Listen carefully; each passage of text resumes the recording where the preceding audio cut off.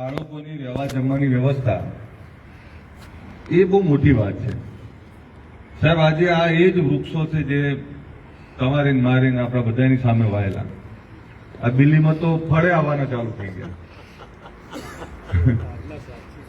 આ સાહેબ એની એક એક ઈંટ એક એક વસ્તુ આપણી સામે થયેલી છે. અને શક્તિ વિદ્યાલયની રથ ગામડે ગામડે જયારે ફર્યો ત્યારે ઘાટોડિયા જેવા બજારમાં બંધ પડ્યો ત્યારે સાહેબ અમે બધા ધક્કો મારતા ઘાટોડિયામાં. એ રથ કેવી રીતે બનાવ્યો, રથ કેવી રીતે લઈને ફર્યા, બધું સાક્ષીને રથને ધક્કો મેં મારેલો, સાહેબે મારેલો, બધાએ મારેલો છે. વિષય એ છે કે દરેક સમાજની સંસ્થાઓ ચાલે, એની સંસ્થાઓમાં બાળકો ભણતા હોય એના માટે સમાજ સામૂહિક રીતે ઉભો થાય છે, સામૂહિક રીતે પ્રયત્ન કરે છે.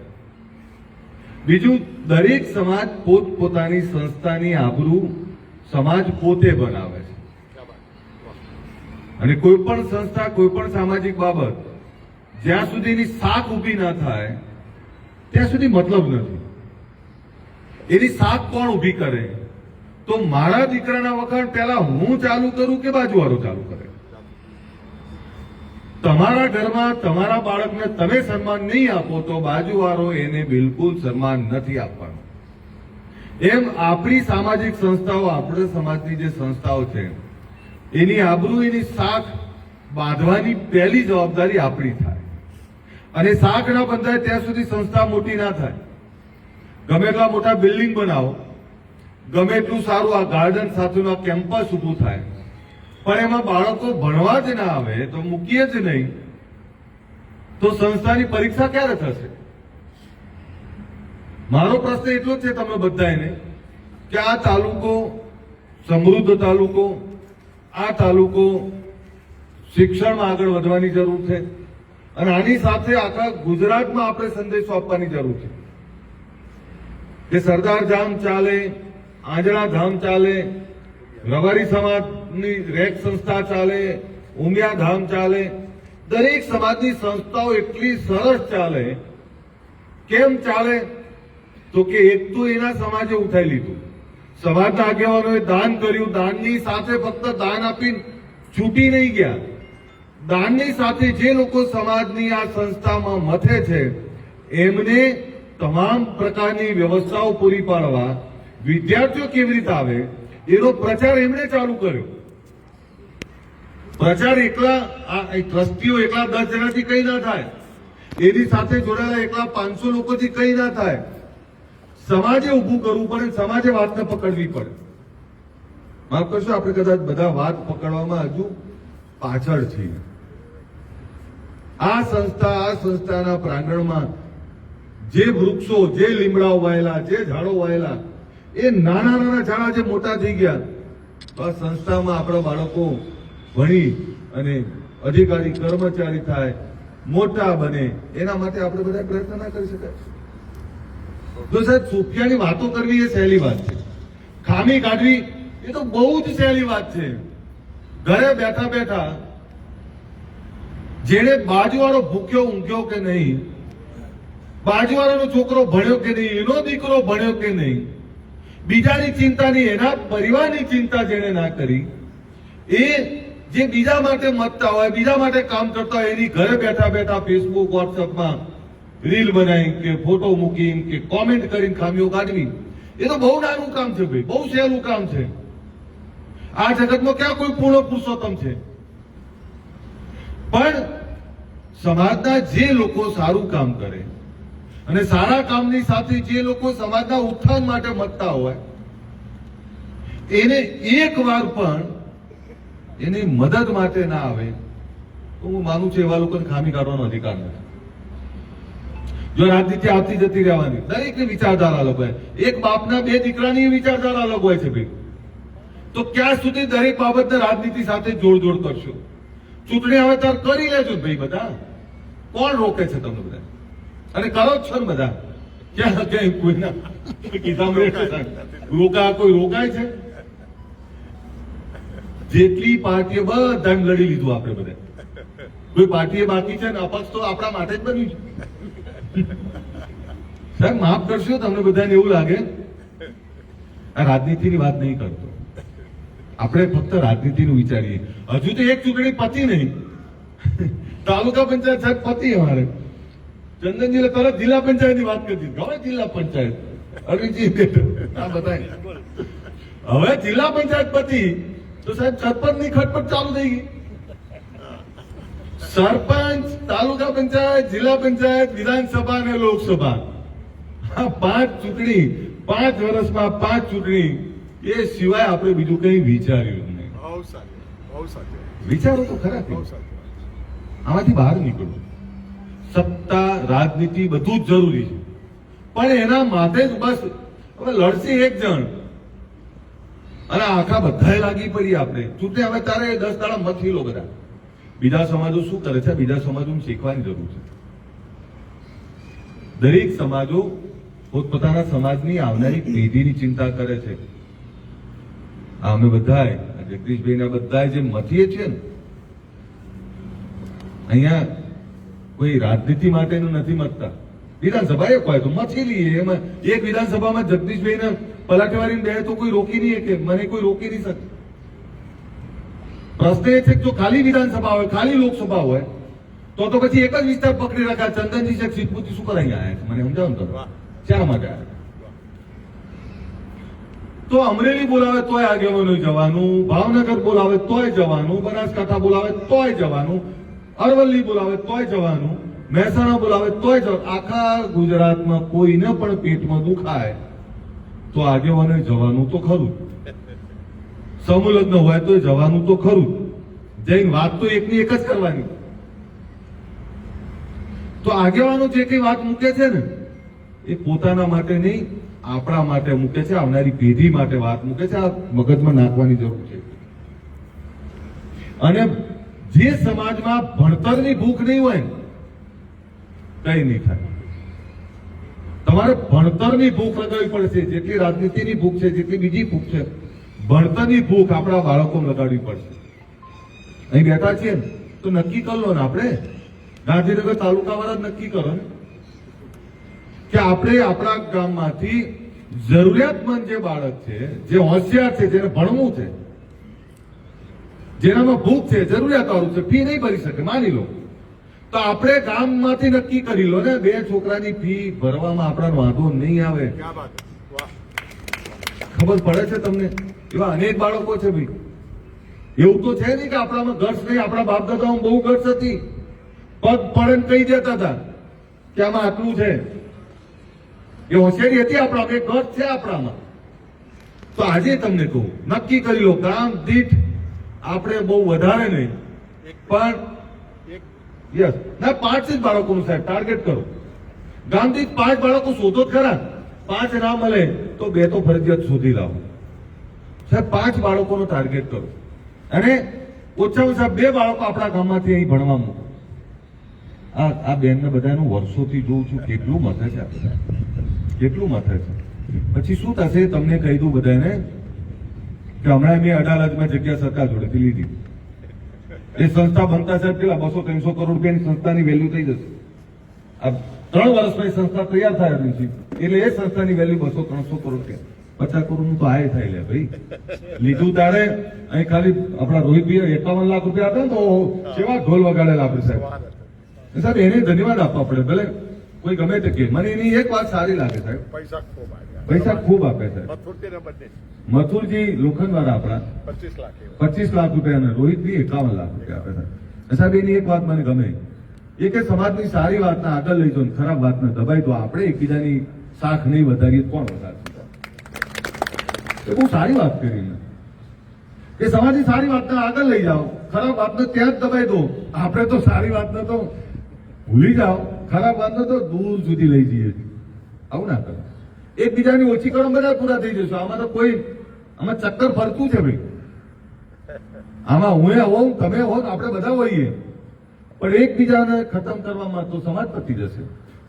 આ સમાજને કોઈ પણ સમાજ આવી ગયો, એક સામાજિક આગેવાનને તૈયાર કરતા સમાજનો 15-20 વર્ષનો ભોગ હોય છે. અને 10, 15, 20, 25 વર્ષે એક આગેવાન તૈયાર કરો, એને 5 વર્ષમાં પૂરો કરી દીધો ને તમે, એટલે સમાજ પાછો પડે છે, આગેવાન નહીં. આ સમજીને ચાલજો તમે બધા. અને આપણે બધા એકબીજાની ઘાલ નહીં બનીએ તો કોણ બનશે? એમ આજે આપણે બાળકોને ભણાવવાની ભૂખ લગાડવી જ પડે. દુનિયા અંતરિક્ષની વાત કરે ને હમણાં આપણે ડીજે માટે ઝઘડતા હતા સાહેબ, લોકો હસતા હતા કે શું છે ભાઈ, શું છે તમે ડીજે બીજા. હવે મારે હવે આમાં કઈ વધારે નહીં કેવું, પણ સંગીતના રૂપ અલગ અલગ છે.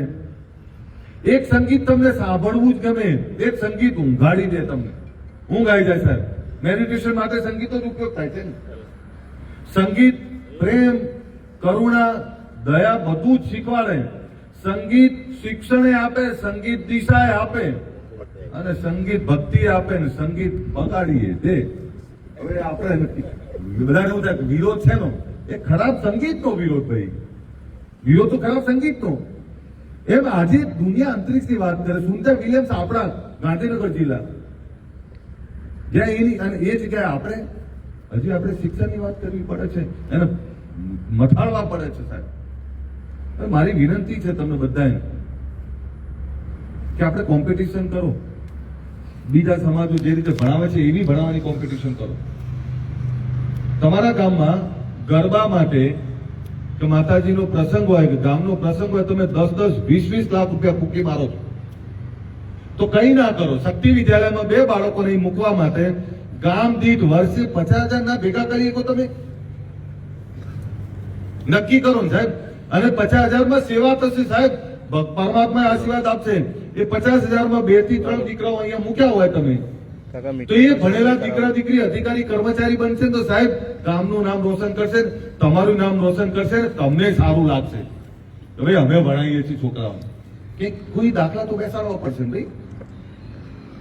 તો આપણે ગાંધીનગર તાલુકા વાળા પહેલા પહેલ કરો સાહેબ. માણસાઈ સમૃદ્ધ તાલુકો સાહેબ. ચંદનજી, આપણે એવું કહીએ ગરીબ સમાજ. કયો ગરીબ સમાજ? એ તો વેચી નવરાત્યા ત્યાં ગરીબી છે, બાકી જેના વીઘા પડ્યા છે ને આ બધા, આ એકે એવા નહીં. મારા તાલુકામાં જ હું કહું 10,000 એવા છે કે જે 100 કરોડના માલિક છે. ખાલી ઠાકોરની વાત કરું સાહેબ, 5-5, 10 કરોડ રૂપિયા વીઘા થઈ ગયા.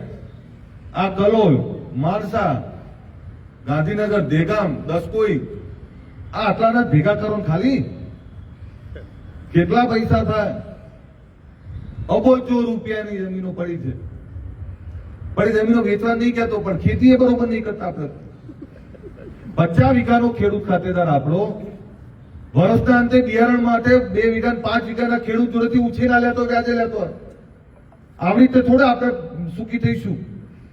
એ ભણેલો દીકરો દીકરી હોય ને ઘરમાં તો મેનેજમેન્ટ શીખવાડે, બાપા આવું ના કરાય, આ કરો. એકની વાત રિપીટ કરીને હવે અમને ઘણી વાર તો કંટાળો આવે છે. એવું થાય છે કે કોના માટે કહીએ છીએ? અહીં બેઠેલા કહું છું, અહીં બધા જ આપણા આગેવાનો બેઠા છે. અને ગાંધીનગર જિલ્લા વાળા દેગામ, માણસા, આપણું ગાંધીનગર અને કલોલ, બીજો કોઈ તાલુકો આવે છે? 3 તાલુકા, 4 તાલુકા. આપણે તો નક્કી કરો. ચંદનજી છે પાટણ થી એવું કે હું 50 છોકરા મોકલીશ ને નહીં પીએ હું ભરીશ, આપણે નક્કી ના કરાય. ગામ દીઠ 2 નક્કી કરો. થાય કે ના થાય? બોલો. સરપંચ તાલુકા જિલ્લામાંથી બહાર નહીં નીકળવું આપણે. હા ભાઈ મેવજી, આપણે આપણા તાલુકાને જોઈ લો. કોઈ 4 તાલુકામાં આપણે છોકરાઓ કહો અને આગેવાનું કહું છું, કઈ ના કરો ને તો છોકરા મતદાન એમાં 2 છોકરાઓ દત્તક લઈ લેજો ખાલી. એટલું તો થાય ને સાહેબ. 50,000 રૂપિયા આખા વર્ષના શું કહેવાય ભાવિનસિંહ? કઈ ના કહેવાય.